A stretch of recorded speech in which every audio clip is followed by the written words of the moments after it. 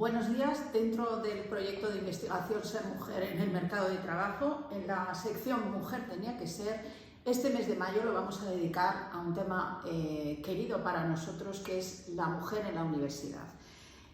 Para ello contamos con dos profesores universitarios con una dilatadísima trayectoria académica.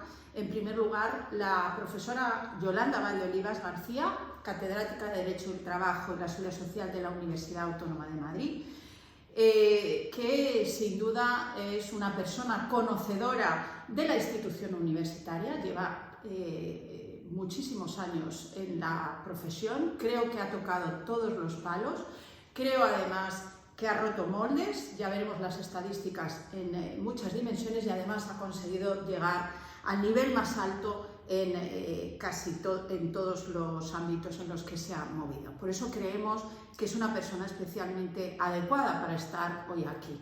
Por otro lado está Jaime Cabeza Pereiro, catedrático de Derecho del Trabajo y la Seguridad Social de la Universidad de Vigo, con una amplia y brillante carrera académica, y quiero decir que hoy se le ha invitado porque no ha sido elegido al azar, sino que es un profesor, y no es tan fácil encontrar en nuestra disciplina, que ha sido siempre sensible a la problemática de la igualdad de género entre hombres y mujeres en el mercado de trabajo, tiene línea de investigación muy potente en este terreno, por lo cual entendíamos que era una persona muy adecuada para estar hoy aquí. Es verdad que es excepcional escuchar la voz masculina y vamos a ir haciéndolo cada vez más, pero hoy desde luego creemos que para hablar de la universidad era especialmente oportuno contar con el profesor Cabeza.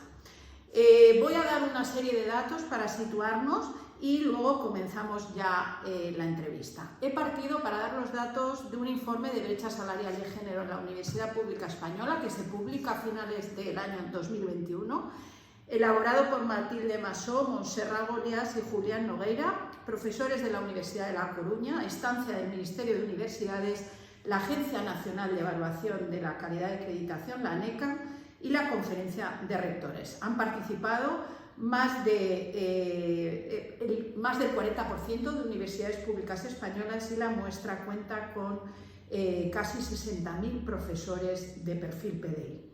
Refleja, por dar los datos más relevantes, refleja una estructura en la que el hombre constituye el colectivo más numeroso en toda la universidad, respetando una media de un 57,3% del total del profesorado frente a un 42% de mujeres. Además revela que a medida que aumenta la edad del profesor universitario, esas relaciones más asimétricas, es decir, hay más paridad al principio y se va distanciando la presencia entre mujer y hombre a medida que se cumplen años. En concreto, el grupo más numeroso a día de hoy de la universidad es el de hombres entre 50 y 59 años, seguido por el colectivo de mujeres entre 40 y 49 y finalmente el tercer grupo de hombres de más de 60 años. Estamos ante una plantilla envejecida. Los profesores titular, sobre todo en el tramo de profesor titular y catedrático. Hay que pensar que la media de edad del catedrático es de 59 años. Y este dato además se revela con independencia con algunos matices, pero en todas las ramas de conocimiento. Es verdad que de forma más acusada en las ramas de ingeniería y arquitectura, más masculinizadas, seguidas por las ciencias y con una distribución más equilibrada en ciencias sociales, jurídicas, salud y artes y humanidades, en donde hay una presencia mayor femenina. En este último informe de brecha salarial de género se habla de una brecha de casi el 11% de salario, es decir, una profesora universitaria cobra casi un 11% menos que un profesor varón. Es un valor elevado, sin duda, en las universidades públicas, cuyo mecanismo de acceso se dice a las distintas categorías y al cobro de los complementos siguen dinámicas altamente burocratizadas y estandarizadas. Por supuesto, la brecha se da en los complementos, no en el salario base. Se da en los quinquenios, trienios y, de modo particular, como veremos, en los sexenios. Se da además en 2 tramos de la carrera universitaria de forma especialmente acusada. En el tramo de 30 a 39 años de edad, primer tramo de la carrera universitaria, y luego cuando nos colocamos en el tramo del catedrático. Voy a comenzar por el primer tramo de la carrera universitaria, y aquí demuestra que los datos en diferencias salariales es muy relevante. En el grupo de mujeres, que curiosamente es el más numeroso, con edades comprendidas entre 30 y 39 años, es el que presenta brechas positivas más elevadas en todos los complementos. Dice un dato que deriva, es que les cuesta más estabilizar su situación laboral a la mujer frente al hombre. Estamos hablando de que es normal ahora que hasta pasados los 40 años no consigan la mujer profesora universitaria estabilizar su puesto, bien como contratada doctor. Si hablamos de titular, todavía se ha alargado más la edad. Os pregunto, ¿cuáles creéis que son las causas que le provocan esa dificultad para la mujer frente al hombre de lograr esa estabilidad universitaria y que le va a condicionar ese primer tramo y luego se va a proyectar? ¿Cuál de los dos queréis contestar? Bueno, yo creo que estaríamos de acuerdo en concluir que el dato principal es la atribución de las cargas familiares, en fin, ya inveterada y prácticamente parece que irreversible asunción casi en exclusiva de las mujeres a las tareas o atribución a las mujeres de las tareas de cuidado. Porque además yo creo que, y es muy interesante el dato que tú señalas, María Luisa, por tramos de edad, porque efectivamente partimos de una situación inicial de paridad, de prácticamente igualdad en el acceso a la carrera universitaria y en el ascenso de los primeros peldaños de esa carrera universitaria, en la que se empieza a abrir brecha a partir de que la mujer empieza su periodo de nacimiento de hijos, de tareas de cuidado, de asunción de obligaciones familiares, y que después vuelve a, una vez que las tareas de cuidado, las tareas de cuidado familiar se vuelven, digamos, a equilibrar o vuelven a exigir menos intensidades de atención, vuelven a equilibrarse. Lo que ocurre es que, claro, ya partimos de una situación de desventaja, de manera que la brecha ya está abierta y tenemos que ir más deprisa para intentar cerrar esa brecha. Yo creo que ese es un elemento, y eso que vivimos en un ámbito privilegiado, que es la universidad, donde yo creo que también debemos reconocerlo, es un ambiente donde las discriminaciones y donde las diferencias injustificables están mucho más, en fin, están yo creo que mucho más negadas en la práctica, son menos visibles, somos mucho más conscientes de los problemas, y la carrera pública en general, pero la carrera universitaria en particular, tiene ese punto de atención y ese foco de interés que permite que no se abran más allá, de manera que incluso dentro de este ámbito privilegiado lo podemos advertir, y yo desde luego sí creo que ese es un elemento fundamental, al margen de todas las herencias culturales, antropológicas, sociales, económicas que arrastramos. Supongo que Jaime, aun siendo hombre, compartirá casi seguro esa impresión. Por supuesto que lo comparto al 100%. Añadiría dentro de esas herencias culturales y antropológicas un dato que desde el principio quiero expresar, que son los resortes informales en la universidad. Yo creo que eso penaliza a las mujeres. Es decir, antes de pedir un sexenio, de publicar, de conseguir los primeros méritos, siempre buscamos el beneplácito, buscamos el refrendo de la autoridad académica en el sentido de autoridad, y yo creo que eso, las sesiones informales tienen también sesgo de género, ¿no? Y a mí me parece que ese sesgo de género afecta de forma muy importante los primeros pasos de la vida académica de las personas. Yo creo que, como pequeño complemento a lo que decía Yolanda, me parece importante. Es fundamental los dos datos que dais, volveremos, además, vamos a volver sobre ello. Respecto a este tema de estabilidad, os apunto una cuestión. La estabilidad laboral depende fundamentalmente, lo sabemos todos, de la docencia y de la investigación, y seguramente la piedra angular es la investigación. Se ha puesto de relieve que las profesoras universitarias mujeres dedican más horas de docencia, y descuidan o realizan, en su defecto, menos trabajo de investigación, y eso las frena también la promoción. Tienen más horas, muchas veces porque tienen menos diseños o menos cargos, hay menos descuentos y más horas. ¿Por qué ocurre eso? ¿Por qué la profesora universitaria tiene que dar más horas? Se dedica más a la docencia con carácter general que el profesor universitario. Hombre, no sé si, bueno, te doy a ti la palabra. Pues sí, por empezar yo esta vez. No es fácil encontrar unas causas que expliquen esa distinta pauta de comportamiento, que además es muy real, ¿no? Es muy tangible que hay una pulsión hacia lo docente en el sexo femenino y una pulsión hacia el crecimiento. A mí la palabra investigador no me gusta mucho, pero creo que es expresivo en el sexo masculino, ¿no? Es como una pauta más utilitarista entre los profesores varones en el sentido de la progresión académica y menos vocacionada por parte de las mujeres hacia... No vocacionada, porque la vocación es idéntica. Yo insisto seguramente en las pautas informales, pero también insisto en una idea, que es la docencia se percibe como lo indispensable, como lo que realmente nos vincula más a la carrera universitaria. Aunque no nos desarrolla, nos vincula. Entonces es como si en este primer estadio académico importara mucho el vínculo, digámoslo así, la permanencia, más que el desarrollo. Y yo creo que eso tiene que ver con las pautas de comportamiento. Pero es absolutamente visible. Yo pertenezco a un grupo que es un mal ejemplo. El director es un hombre y la mayoría de las que no son directoras son mujeres. Y os puedo asegurar que ese patrón de que hay un sobreesfuerzo en la docencia por parte de las profesoras es evidentísimo.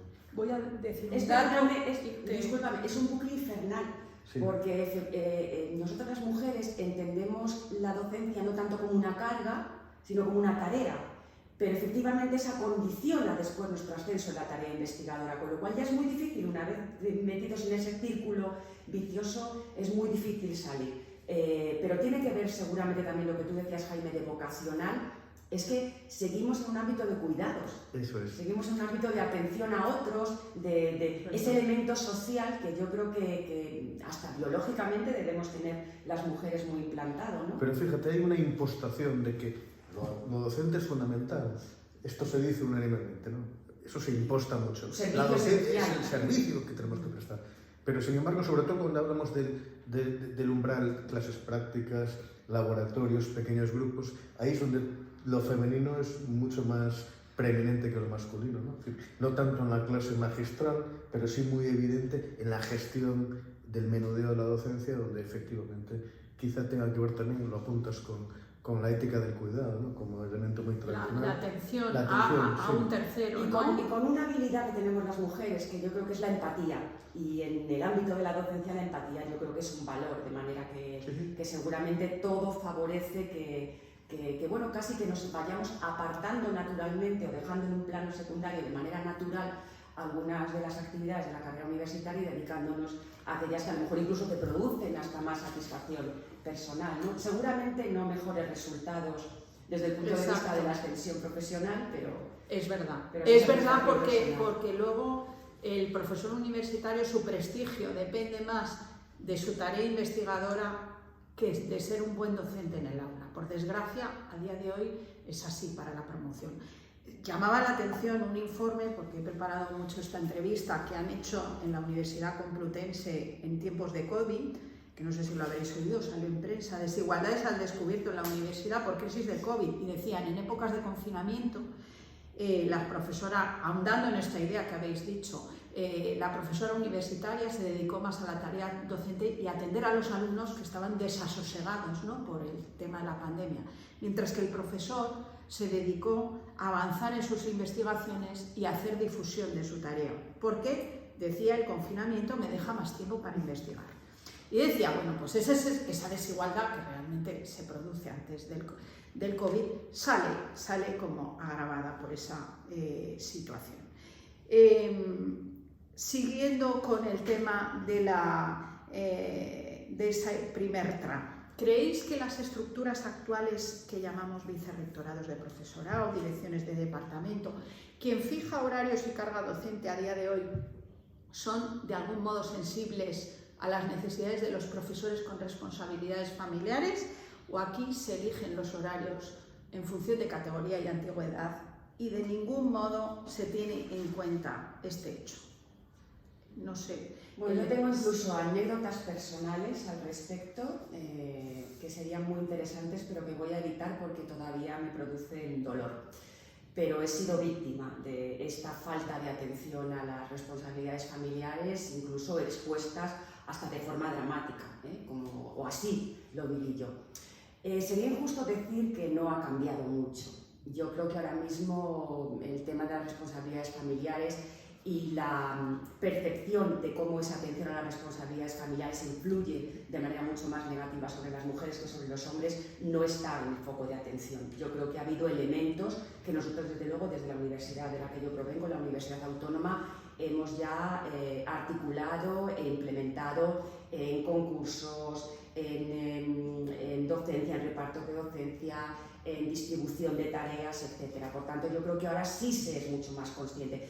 Pero hemos tenido que sufrir, y sobre todo las mujeres, ese tipo de rémoras, ese tipo de dificultades, hasta que se advierta de una manera también, yo creo que generalizada y también obteniendo un cierto grado de consenso en toda la comunidad universitaria, de que eso hay que atenderlo, no pensando simplemente que es que las mujeres prestamos menos atención a nuestra carrera universitaria, o que es que las mujeres somos más lentas en nuestra carrera universitaria, o que tenemos menos ambición en nuestra carrera universitaria. En absoluto, es que partimos de dificultades invisibles, probablemente para quien no se coloca en ese punto de atención, que hasta ahora han pasado desapercibidas y que hemos logrado poner, digamos, en primera línea de atención. Así que ahora mismo pues, se pueden poner ejemplos en la puntuación, en la baremación, en los concursos al acceso de plazas, pues se tiene en cuenta la dedicación a tareas de cuidado y la existencia de responsabilidades familiares. Eso premia, podremos discutir si más o menos, si solo eso o podíamos hacer más cosas, seguramente podemos hacer más, pero yo creo que esos son pequeños pasos que no llegan al final del camino, pero que desde luego nos dan muchos más avances de los que reconocíamos hace tan solo unos pocos años. O sea que tenemos que ser muy conscientes de lo mucho que queda por recorrer, pero de lo mucho recorrido. ¿Crees? Sí, un minuto. Es que apuntando desde luego nosotras sí que, o sea, las obligaciones de cuidado eran invisibles, había que promocionar igual que nuestros compañeros y daba igual que tuvieras un hijo, un padre o 3 hijos. Era algo de lo que no se hablaba, y ahora hay más conciencia social del tema y por lo menos se puede visibilizar, pero aún así me llamaba preparando esta entrevista una profesora que tiene hijos pequeños, me decía: a mí me da apuro decir que me tengo que ir de la reunión porque tengo que ir al colegio, que no puedo ir a este congreso porque no tengo con quién dejar a mis hijos.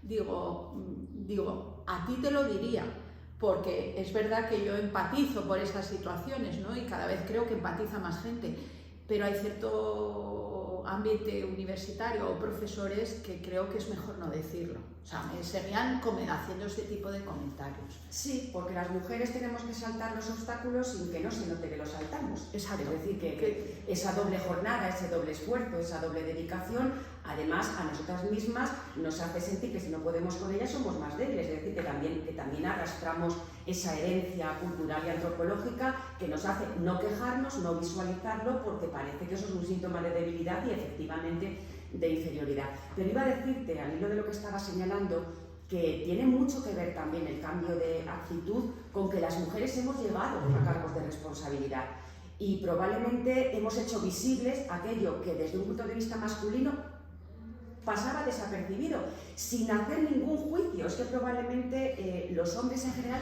no tenían ese tipo de circunstancias ni de preocupaciones, las tenían cubiertas, de manera que hemos tenido que ser las mujeres las que llegáramos a esos puertos de gestión con toma de responsabilidades, donde tienes que asumir este tipo de argumentos como un elemento natural, indiscutible, intrínseco a la carrera universitaria, a la dedicación y a los resultados docentes e investigadores, para que efectivamente se pongan en valor. Y a partir de ese momento todos somos capaces de compartirlos de manera mucho más amplia y mucho más unánime.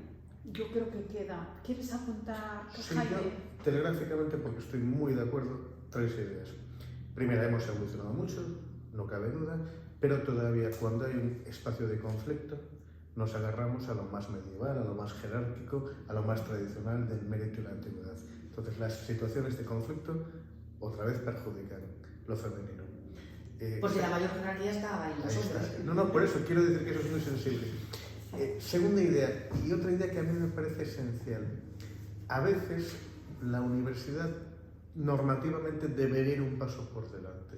Es decir, ¿qué quiero decir con eso? Alguna vez me ha pasado el conflicto de cómo tenía que fomentar la presencia de las profesoras con hijos pequeños para intentar cambiar algún hábito doméstico. Es decir, que la universidad tiene que ser un espacio transformador, porque hay muchas cuestiones de una sociedad que evidentemente está socializada, ¿no? Y tercera idea, volviendo al punto de acuerdo, es esencial la promoción profesional como elemento que retroalimenta, ¿no? Es decir, en la medida en que las profesoras son directoras de departamento, son decanas, son rectoras, son catedráticas, hay un efecto arrastre de cambio y de modernización que es muy evidente, ¿no? Es decir, yo he tenido 3 hijos o 3 hijas y no me ha condicionado para nada mi carrera académica, ¿no? Entonces, ¿qué pasa? Incluso a veces las medidas son desacertadas. No hay que premiar al que tiene más hijos, porque no necesariamente eso es el problema, sino que acertar, a veces las medidas, lo sabemos perfectamente, son bien intencionadas, pero producen efectos adversos, ¿no? Ya. Punto. Vale. Otro tema más, y para acabar con el tema del cuidado y la conciliación, ¿no?, que se da en ese primer tramo de forma tan relevante. Llamaba la atención en el informe que se decía que en la universidad solamente había un 2% de solicitudes por permisos o reducciones de jornada. Es decir, los derechos de conciliación apenas se utilizan por parte de la profesora o profesor con responsabilidades familiares, y se señala como elemento que tiene una gran flexibilidad horaria al profesor universitario. Sabemos todos que se le exige presencia en el aula en las horas de docencia, tutorías, pero en el resto tiene un gran margen de autoorganización. Y por tanto hay todo un conjunto de horas de trabajo que todos hacemos: preparación de exámenes, clases, conferencias, artículos, horas que no se computan en nuestro registro, y que en ese margen de horas creo que pierde la profesora universitaria respecto al profesor universitario. Esa falta de visibilización de esas horas de trabajo trae, al final, es un efecto perjudicial, creo yo, para la profesora universitaria frente al profesor. No sé qué pensáis a este respecto sobre esa organización del tiempo de trabajo que tiene el profesor. Sí, para empezar... sí, perdón. No, te toca. Sí, Vamos el testigo. Es que yo tengo más interés en protagonizar una pregunta que, en definitiva, tampoco es fácil de contestar, pero sí que es muy evidente que hay una relación directa entre mayor flexibilidad horaria y menor petición de derechos de ausencia. Eso está muy estudiado y, bueno, la prueba nueva ha sido el teletrabajo. El teletrabajo ha producido que se desplomaran las solicitudes de reducción de jornada de muchas organizaciones. Entonces, eso parece que es obvio. Ahora bien, ¿eso cómo impacta? La libre distribución del tiempo, evidentemente, también está estudiado. Lo que produce es que haya un espacio de dedicación diversa, también en términos de género, ¿no? Probablemente el espacio de libertad se configure como un espacio de libertad desde la perspectiva masculina y un espacio de cuidado desde la perspectiva femenina. Y eso es lo que hace que las carreras profesionales sean tan divergentes en los primeros años, ¿no? Yo insisto, sin embargo, otra vez más, en el asunto de todo lo que hay de informal detrás, la carga simbólica del cuidado y la carga simbólica de la carrera académica en estos momentos iniciales, ¿no? Entonces, para mí es esencial que los mecanismos, digamos, de adaptación horaria sean mecanismos que de alguna forma lleven consigo una constante evaluación, una constante dación de cuentas, o por lo menos evaluación conjunta de resultados, porque creo que es importante analizar el impacto adverso en estas situaciones. Y perdóname, añado, porque estás hablando del plano docente, que me parece que es el importante. No, de todos los planos. Exacto, porque por ejemplo yo descubrí cuando accedí al decanato de mi facultad, que es que los horarios de reuniones eran completamente absurdos, estaban pensados para hombres sin tareas familiares, y que era muy difícil para las mujeres, incluso desde esa perspectiva de la flexibilidad, atender a una reunión que se plantea a las 6 de la tarde y que puede prolongarse hasta las 9 de la noche. No exagero, todos sabemos que las reuniones en la universidad han sido eternas, que hay, digamos, tipos de compromisos a las que generalizadamente acuden más los hombres que las mujeres, de manera que esa flexibilidad tiene no solamente el límite de las horas de docencia, de las horas que tienes que pasar en el aula, sino de otros muchos compromisos gestores que habitualmente se colocan cuando el hombre, que ha sido el que tradicionalmente ha realizado esas gestiones, ha acabado su jornada laboral ordinaria dedicada a la docencia y la investigación, y por tanto puede disponer de un tiempo que las mujeres habitualmente disponemos para tareas de cuidado. Yo también hemos vivido las reuniones a las 7 de la tarde, pero mucho tiempo. Esa matización, yo creo que este problema se empieza a superar en términos generales, pero hay otro problema que en el fondo es más real, ¿no? Es decir, ¿cómo os lo explicaría? Pues hay unos espacios informales, ¿no? Pues viene la autoridad académica de fuera y hay que cenar con ella, y eso genera unos espacios informales. Es un poco la versión universitaria de que los negocios se hacen en el palco normal, ¿no? Es decir, sí. No, pero que es una parte importante, no lo podemos dudar. A ese espacio informal con la persona que viene de UCLA o que viene de la Universidad de Harvard, pues siempre es el espacio, digamos, inaccesible. La reunión formal probablemente la estamos encauzando. En mi experiencia es extraño que se están cambiando los horarios. Pero todavía es muy poderoso esto que estoy contando. También. Vamos a pasar al bloque 2, que es el tema, entrando en brecha salarial, en el tema de los sexenios. En el tema de los sexenios, y estoy hablando del trabajo, es muy reciente, hay una brecha salarial muy elevada. Casi un 26% de brecha, es decir, el PDI masculino tiene un mayor número de sexenios reconocidos en todas las ramas de conocimiento.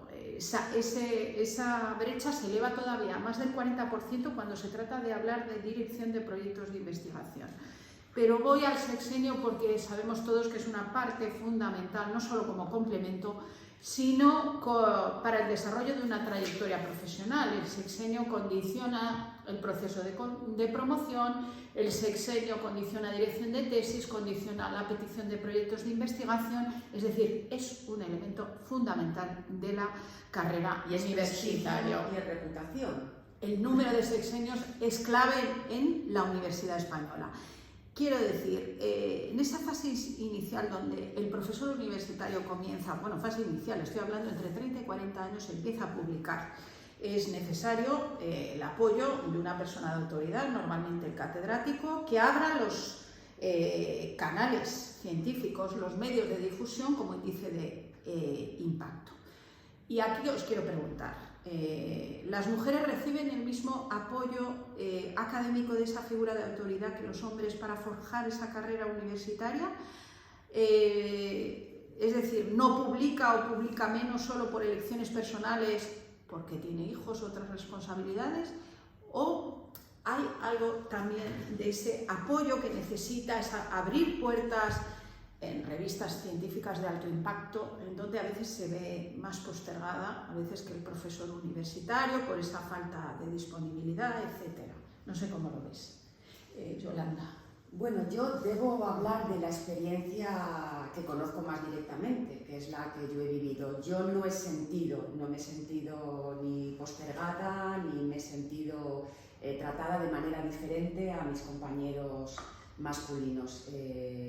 Y eso lo puedo decir tanto antes de tener responsabilidades familiares como después de tenerlas, y sobre todo en el inicio, donde uno también va demostrando sus capacidades de calidad de su investigación y de cumplir con los plazos, etc. Y exactamente igual que los hombres. Seguramente debe existir, porque además la universidad, que ha avanzado mucho y que ha cambiado mucho, tiene sin embargo todavía algunos males o algunos defectos o caracteres, si queremos decirlo en término más neutro, que la acompañan desde el principio. Y eso se traslada en un cierto, aparte de la jerarquía, que normalmente está acopada en la parte de arriba de la pirámide por lo masculino, en un cierto paternalismo de los maestros hacia las discípulas, que no se da en el caso de los discípulos. No sé si eso se traduce, o se ha podido traducir en algunos casos en mayor condescendencia, puede que sí, y otras veces al contrario, en mayor exigencia. Pero yo debo decir, en honor a la verdad y siendo completamente honesta, que yo me he sentido tratada exactamente igual, en la misma medida. Quiero pensar que por mis cualidades buenas, malas y regulares, exactamente igual que mis colegas masculinos. Pero estoy segura de que eso se ha reproducido, porque los datos no son casuales. Y las barreras, como digo, a veces son invisibles y hasta que no tiene uno que saltarlas, no las ves. Es decir, solamente cuando la tienes delante te das cuenta de que hay una barrera, un obstáculo. Para publicar, pues tiene que contar contigo, ¿no? O sea, yo no lo digo a título personal, pero tiene que contar contigo para ese libro colectivo, tiene que contar contigo para ese monográfico, es decir, la persona no va sola, necesita mucho en ese primer tramo el apoyo de la figura de autoridad. No, fíjate, María Luisa, yo he tenido que descolgarme de proyectos donde tenía pensado intervenir, donde me hacía ilusión, donde me parecía que además eran proyectos de calidad, porque las responsabilidades familiares en una determinada circunstancia no me acompañaban y tenía que renunciar a esas. Yo creo que ese dilema se da muchísimo menos en los hombres, incluso en los hombres corresponsables, porque yo creo que incluso en los hombres corresponsables la decisión y el sacrificio lo suelen hacer las mujeres casi de forma natural, también casi de forma imperceptible. Yo no sé qué parte de la responsabilidad familiar forma o se compone de una decisión familiar expresada, explicitada, reflexionada, sino que casi se adopta de manera natural siempre en un mismo sentido. Así que, claro que eso tiene importancia, y tiene importancia porque no solamente es tiempo, es capacidad de concentración, no son solo horas de trabajo, es no dispersión, es dedicarse con intensidad y casi en ocasiones con exclusividad a una tarea que requiere mucha atención y que requiere mucha intensidad, no solamente ¿crees que realmente si la cualitativa? mujer publica menos es más por un tema de sus responsabilidades familiares, pero no porque el apoyo universitario sea el mismo para ellas que para ellos? O sea, ahí no hay ningún problema. El contexto no acompaña íntegramente, no podemos decir que somos iguales en el contexto, pero yo creo que hay un elemento también de autoexclusión, es decir, que hay un componente también donde pensamos, decir, hay algún momento en la vida en que las mujeres se plantean dejar de trabajar o trabajar menos cuando tienes hijos. Y yo creo que eso que he comentado con muchísimas mujeres, con muchísimas compañeras, no es habitual en los hombres. No les hace cuestionarse la mayor dedicación, la mayor intensidad a sus tareas profesionales. Creo que eso también va cambiando, pero es que seguramente estos sesgos, estos estándares, estos estereotipos vienen de muy lejos, no podemos quitarlos de la noche a la mañana, ni siquiera en las propias mujeres, donde tenemos mucha tarea que hacer, porque nosotras mismas muchas veces somos las que decidimos. Exactamente, las que nos autolimitamos. Aquí me gustaría, si es posible, tampoco, sí, claro, Jaime. Sí, mira, me gustaría. a mí hay dos cosas que me gustaría incidir. La primera es, aquí hay un elemento fundamental en el desarrollo académico, que es la pertenencia al grupo de investigación, al proyecto, al informe. Es esencial. Entonces, ¿cuáles son los mecanismos de participación y de exclusión? ¿De exclusión o de autoexclusión, como decía Yolanda, ¿no? Y eso tiene mucho que ver con la pregunta que estás formulando, ¿no? A mí me ha pasado, Jaime, yo no quiero participar en este informe porque estoy desbordada. Esto lo digo en femenino porque es en femenino. Jaime, en este grupo en crecimiento prefiero quedar... Y esto también es femenino habitualmente, ¿no? Entonces, la pertenencia o no pertenencia es una decisión que habría que profundizar en ella, porque me parece fundamental, ¿no? Porque lo individual, y esto hablaremos después sobre todo cuando hablemos de la época madura, la individualización de la carrera académica es algo que lastra, y lastra progresivamente, cuando dejas de pertenecer al colectivo, ¿no? Claro. Segunda idea,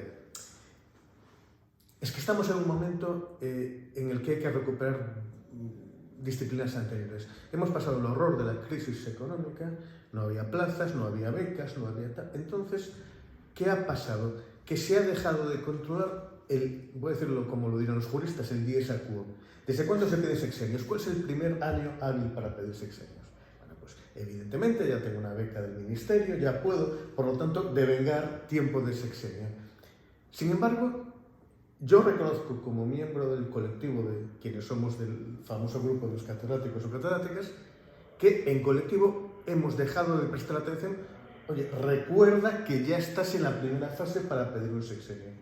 Es decir, esto que a lo mejor teníamos presente cuando teníamos 28, 29, 30, que ya estábamos en época de devengar sexenio, ahora como las carreras se han retrasado, había que agotar el tiempo de ser profesor, ayudante doctor antes de pasar a otra categoría, es como si se hubiera relajado el primer tiempo hábil para pedir sexenios.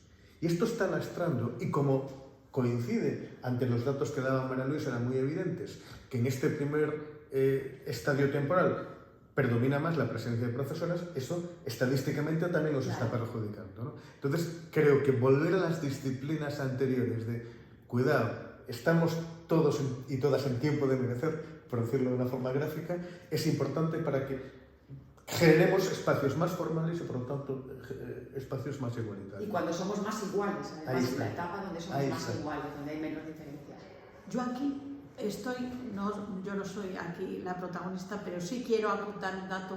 Hay una parte que estoy de acuerdo, pero hay otra que creo que como la figura que manda es una figura más, a día de hoy, más masculina que femenina, la figura masculina, cuando ve un profesor, profesora con responsabilidades familiares y con reducida disponibilidad, implícitamente cuenta menos con ella. Creo que eso se sigue, es decir, yo no sé si voy a decir que tiene menos apoyo, pero creo que indirectamente el que no desconecta, el que está siempre disponible, que suelen ser más ellos que ellas, pues quieras que no, se cuenta más con él. Y no se empatiza tanto pues, con la situación de esta persona que está diciendo que no por esto. Pero bueno, ahí lo dejo. Otro tema de los sexenios, el tema de citas, ¿no? Todos sabemos que es uno de los índices de impacto, son las citas recibidas. Sabemos todos que en tema de citas, me quiero detener un minuto, ¿no? Porque es un tema siempre que nos revuelve un poco el tema de citas.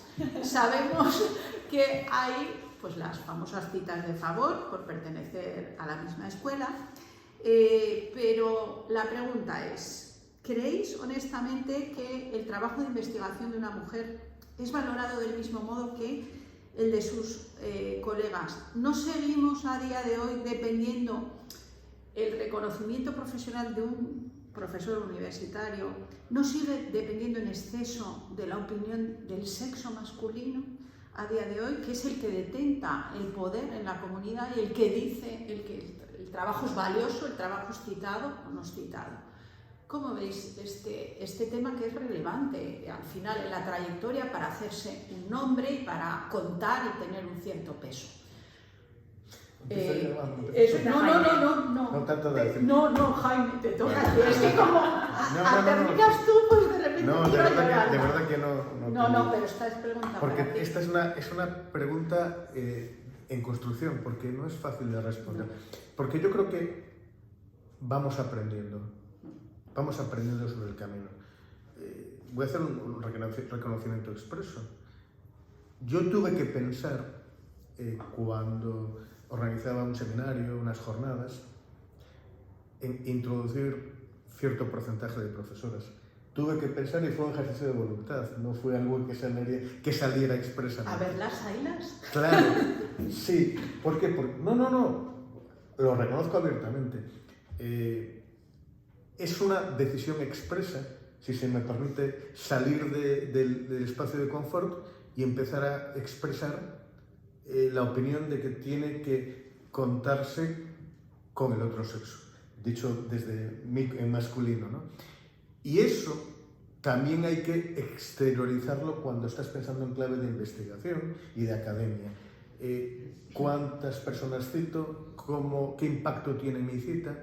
Y eso tiene que ver con algo que es puramente etario. La catedrática más antigua de nuestra disciplina es quien es, y por encima de ella solo había hombres.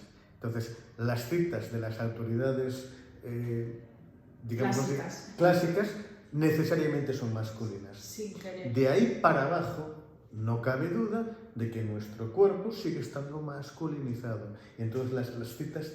Y luego hay ese esfuerzo volitivo, porque esto no sale porque sí. Es decir, aquí hay que ser un poco antiliberal, ¿no? Es decir, porque las inercias... Hay que ir contra la corriente. Las inercias nos arrastran. Entonces, bueno, yo reconozco que las inercias me arrastran y tiene que ser un ejercicio intelectual corregir esas inercias. Claro, pero porque tenemos ahora conciencia, y yo creo que conciencia a flor de piel, del elemento de la paridad. Entonces, la paridad aparece constantemente cuando tenemos que constituir un tribunal, cuando tenemos que nombrar cargos académicos, cuando tenemos que pensar en un comité científico de un congreso, pero no aparece en la investigación. En la investigación la paridad está desaparecida, no la tenemos en mente.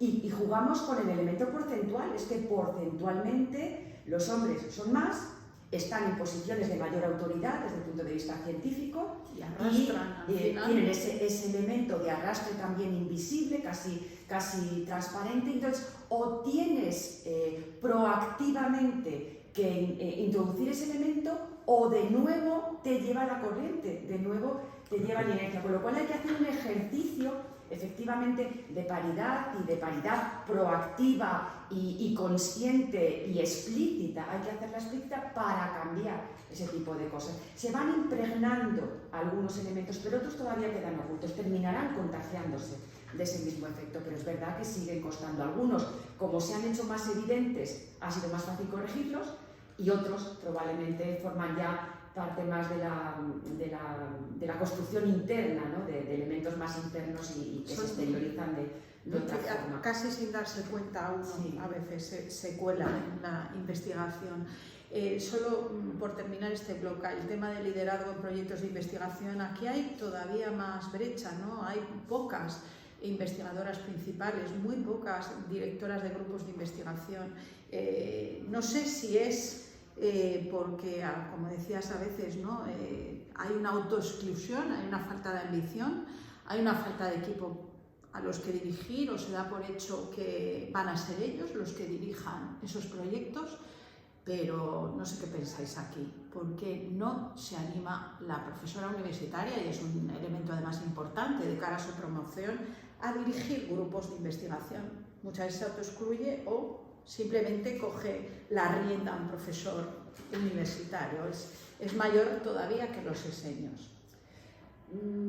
Es un dato muy interesante que habría que analizar. Desde luego el dato es incontestable y por tanto hay que decir que eso no tiene un significado natural, o porque sí tiene que haber detrás razones que lo expliquen. Los proyectos de investigación no se piden en las primeras etapas, no puedes ser investigador principal en las primeras etapas, tienes que tener ya una carrera universitaria consolidada.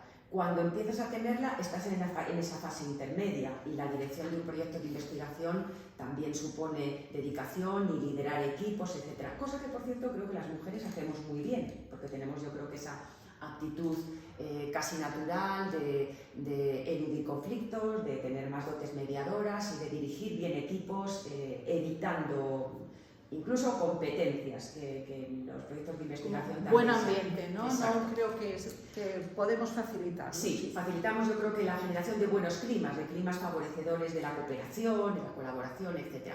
Entonces, lo que habría que estudiar seguramente más en profundidad es si eso se reproduce en todas las fases o hay una tercera fase donde, digamos, que el abandono ya de tareas familiares, porque los hijos ya están criados, ya se valen por sí solos, digamos que las tareas de cuidado ya no los hacen tan dependientes, se vuelven a equilibrar. Pero claro, volvemos al sesgo, volvemos a que venimos de nuevo de un efecto arrastre, por utilizar tu palabra, que me parece que es muy adecuada, donde ya el espacio perdido en las primeras etapas ya no se recupera, de manera que ya arrastramos eso casi indefinidamente. Pero seguramente habría que profundizar. Y no digo yo que no hubiera que utilizar también acciones positivas, de las que no hemos hablado hasta ahora, y que me parece que es un tema imprescindible en materia de igualdad, también en este ámbito. Es decir, que habría que promocionar y que generar incentivos. Alguna acción positiva. Algunas hay. Pero, por apuntar un dato más... No deben ser suficientes. No, por apuntar un dato más, que creo que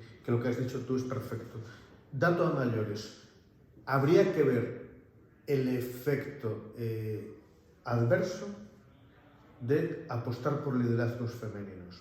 Es decir, lo digo como una experiencia recurrente en mi grupo.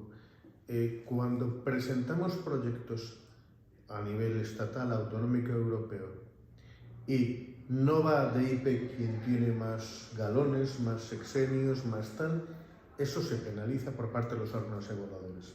Entonces, dentro de las medidas no positivas, sino compensadoras, habría que tener en cuenta eso también, porque eso es un efecto perverso que también había que analizar en las convocatorias. Tienes toda la razón, Jaime. Y bueno, vamos a hablar algo luego de medidas de acción positiva. Paso al tercer tramo. Bien, vamos a hablar ya del techo de cristal. Vamos a hacer un descanso de 5 minutos y seguimos ya para abordar los dos últimos bloques.